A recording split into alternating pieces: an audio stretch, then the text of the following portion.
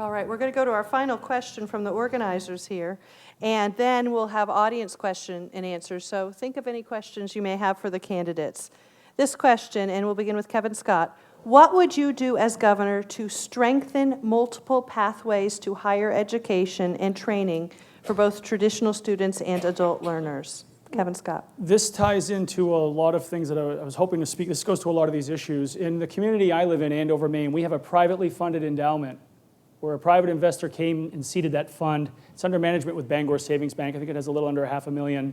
And what we do in that town is if you graduate from high school in the town of Andover, regardless of your GPA or any other factor, if you live in that town at the time you graduate from the regional high school, you receive $2,000 automatically every year for your tuition, period. They've taken that a step further because the investments have been really doing well with Bangor. And my wife is the director or chair or whatever of this little piece within the group. She serves on the board of directors, and she oversees the adult education piece. They've now expanded it for adults. If you're an adult and you live in Andover, Maine, and you have not achieved a degree or attempted a degree, you are funded for so many credits every year when you go back to school. That model is local. It works. It's mostly private. Roll that out in the counties, in the cities, in the towns, and watch it take off like a rocket in conjunction with the people that put this white paper together. Decentralize the decisions from the state there. Thank you. Elliot, what would you do as governor to strengthen multiple pathways to higher education and training for both traditional students and adult learners? I'd move everybody in Maine to Andover. Absolutely.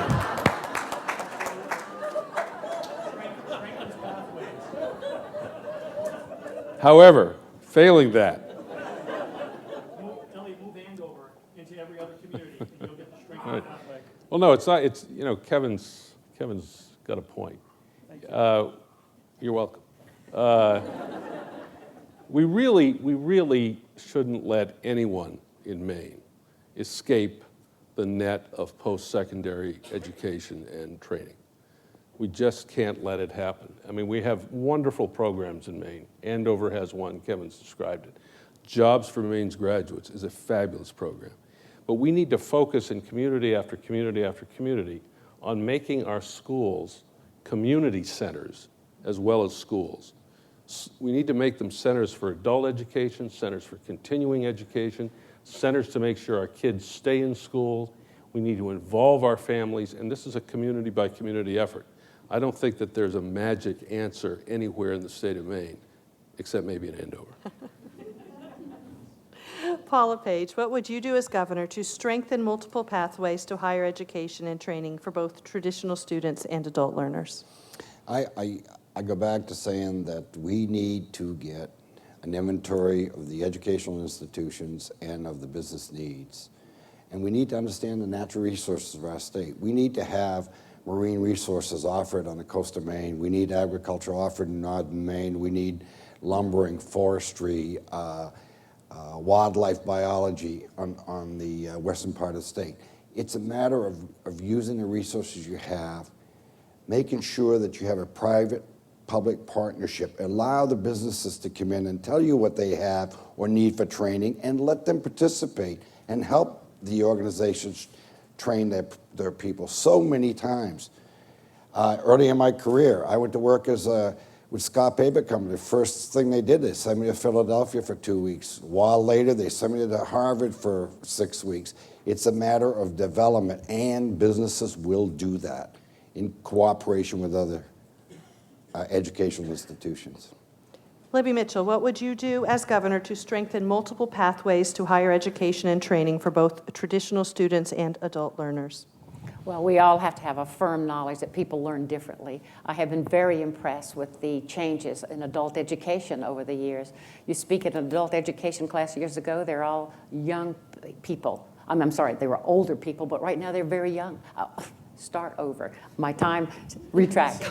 I need multiple pathways. I will try to get back on point. I have watched the changing demographics of people who get their education through adult ed. I have watched high school students who take college courses right now as they shorten the time that they're going to be in school. I myself went back to school late in life and was welcomed as an adult learner in law school. We have people learn at different rates. And quite frankly, the biggest insight I've had into that, we need to all think about how we're learning. When my 2.5-year-old grandson can literally click on the proper icon to get to Google and then click on Sesame Street, we're all in trouble if we don't look at multiple pathways to learning. And I do apologize for my tongue-tied answer. And Sean Moody, what would you do as governor to strengthen multiple pathways to higher education and training for both traditional students and adult learners? Well, I gotta go back to kind of my opening statement. There's a tremendous opportunity in Maine.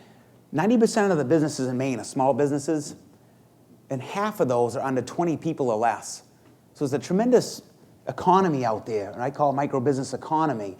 And again, let's go back to that low ceiling. A lot of times the business becomes a fingerprint of the principal or the owner's skill level or skill set. So when you ever heard the story, you know, someone gets to be 6 people, 8 people, oh, it was sort of hassle. I made more when there was only 5 of us. You know, they can't stretch past that ceiling. So I get back to the Governor's Training Initiative, the apprenticeship programs. Once you break that ceiling, look out, because now you develop the principal or the entrepreneur, if you will, the startup, but also you start to strengthen the core of the folks around them and heighten their community, you know, the leadership skills and communication skills. Community college, USM, you know, the university system, the opportunities are there, and that is an untapped resource that we definitely need to promote and expand.